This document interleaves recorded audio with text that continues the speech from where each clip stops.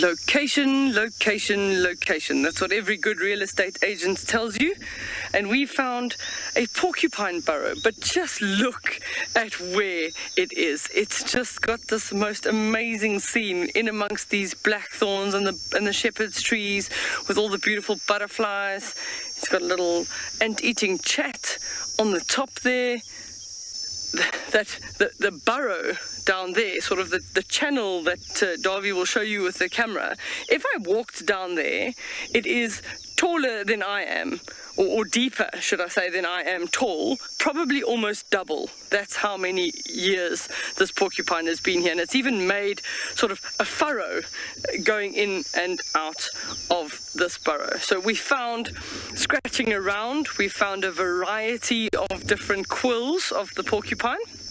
So the quills it's a modified hair, and they would use them in defense, but a common misconception is that they shoot their quills. They're not able to shoot their quills. What they do is that they sort of contract their muscles and hold them out, and then reverse towards a potential attacker and then hope to sort of stab it that way. So they don't shoot their quills, they just reverse. So I found enough quills here to actually make my own little porcupine.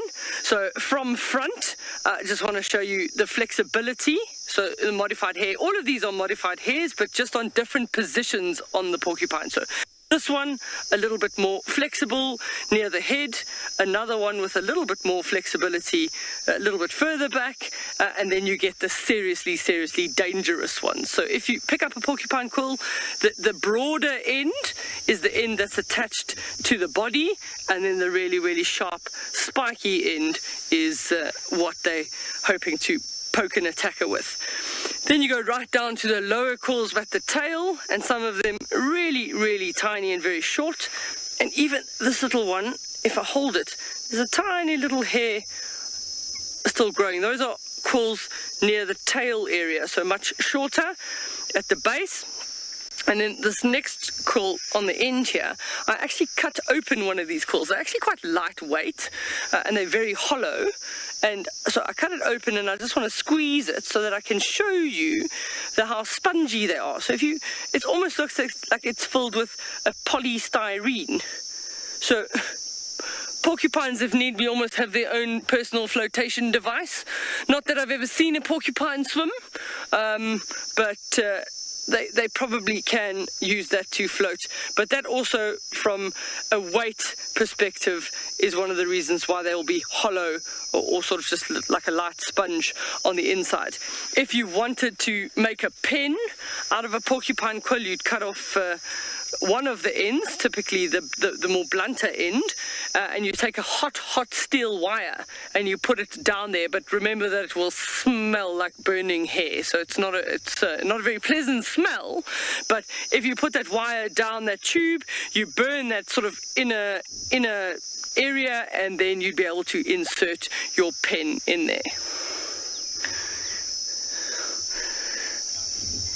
Darcy Ann is commenting that it is amazing how different all the quills are. Absolutely. So Davy and I said, well, if we wait here till afternoon drive and maybe going into the evening, this porcupine might come out. But definitely, ow! I just stabbed myself with a porcupine quill.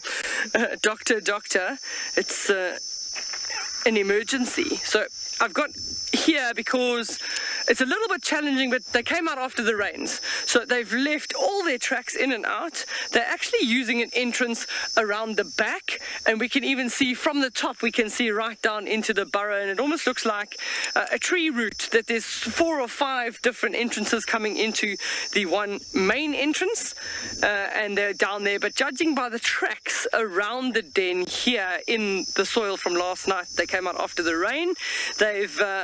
There's quite a number of individuals that are living here, so quite likely a female and a couple of youngsters. And for the first little bit, the youngsters will actually go foraging with the parents. But I want to show you the porcupine track, a really, really nice track. This is pretty much life size, as it were, and a nice way to tell the front foot from the back foot is you literally just look. They've got 5 toes, but on the front foot, only the 4 digging claws that are slightly further ahead of the toe. And then on the back foot, they've actually got 5 claws. So you always just look for this outer digit that has... so this is the right hand. It's actually then the inner digit that has a claw, whereas the inner digit on the front foot doesn't have a claw. And their claws would be relatively sharp and blunt, but very, very good for digging. But just an amazing, amazing piece of real estate. I might keep these 2 pointers for future. They are quite handy, but just an amazing location. I've never seen a porcupine burrow this deep, with these grooves going in. It just shows you years and years of wear in and out, and sometimes you can even see the scraping lines of the quills catching the side of the burrow.